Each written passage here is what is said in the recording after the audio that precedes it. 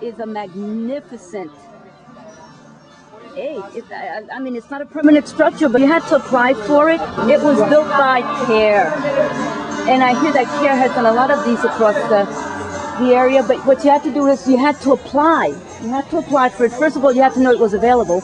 Apply, and unfortunately, I asked, wouldn't they be doing some for these areas over here? But I hear that the term of their contract has expired, so that I don't think there's hope for another building to be here. So going into the house, bonjour, monsieur, dame. Bonjour. So dis-moi, papa. Wow, look at this. It's huge. Espace grand. They do have electricity here. The TV and the beds are all from the house next door. So, vous faites combien de monde qui dorment ici? So here 3 people live. And if it rains, the community here becomes even greater. And this is Moïse, my cousin. Et puis Moïse, qui soit manger là? Soit manger là. Grenade. I don't know how you say grenade in English. Grenade.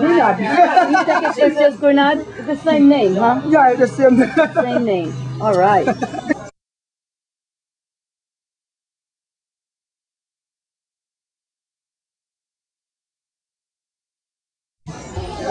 All right, so Bruno, no opinion par où?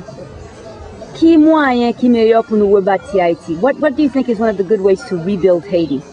Ok, normalement, pour faire reconstruction d'Haïti, mais qui ça moi qui peut mener, c'est tout d'abord faut gagner ça au l'éducation. Faut peuple là, yeah. Stop right there. So what he's saying, in his opinion, it's a matter of re-education. Yeah, parce que normalement, dans la façon que le peuple a ou bien niveau connaissance majorité de la population, est vraiment bas. Parce que because the level of education here and awareness of people here is rather low. Yeah, parce que malgré la période de choléra, malgré toute sensibilisation qu'on fait à travers les médias et tout ça, par Mayo ou bien militaire Croix-Rouge haïtienne, protection civile, de faire sensibilisation, mon style a bien choléra toujours. For example, in spite of the cholera epidemic, there was a lot of awareness out there, even T-shirts and radios and announcing it all. People are still getting cholera.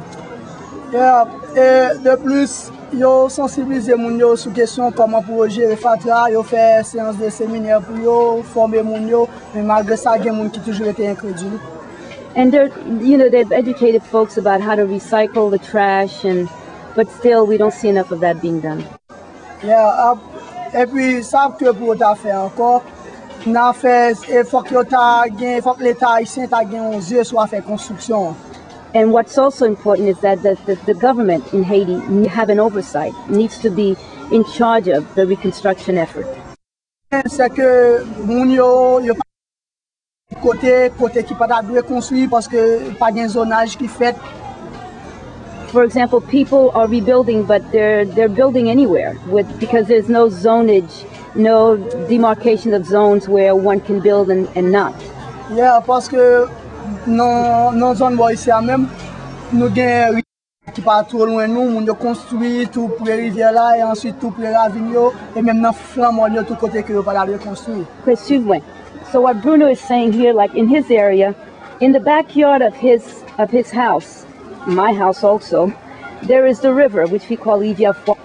And he says people will build across the river, but not in an area that's safe, because although right now, this is just a trickle, when it rains, it becomes a roaring, disastrous river. And that washes away homes.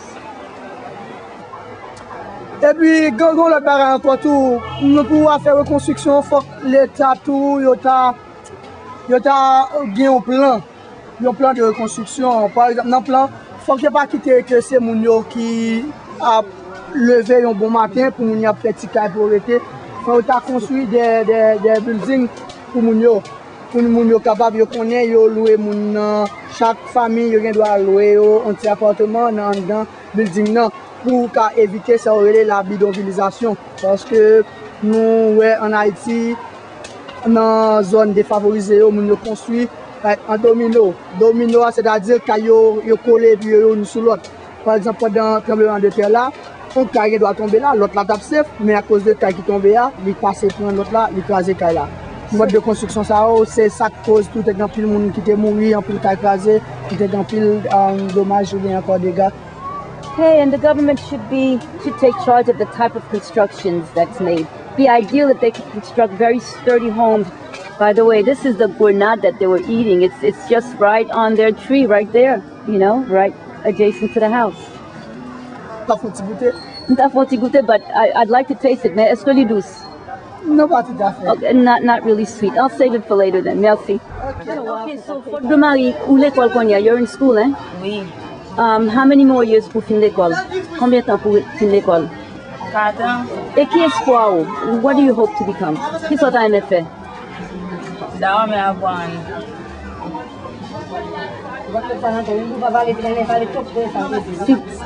So, où tu as aimé apprendre qui s'agit?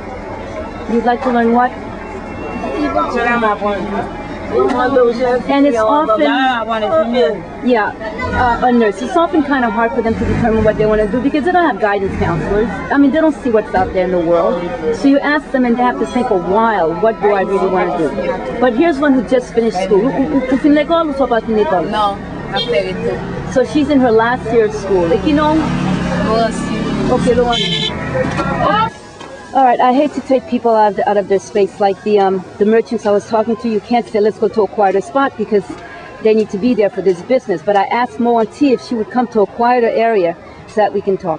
All right, so she's in her last year. Et puis, qui s'en gagne intention fait?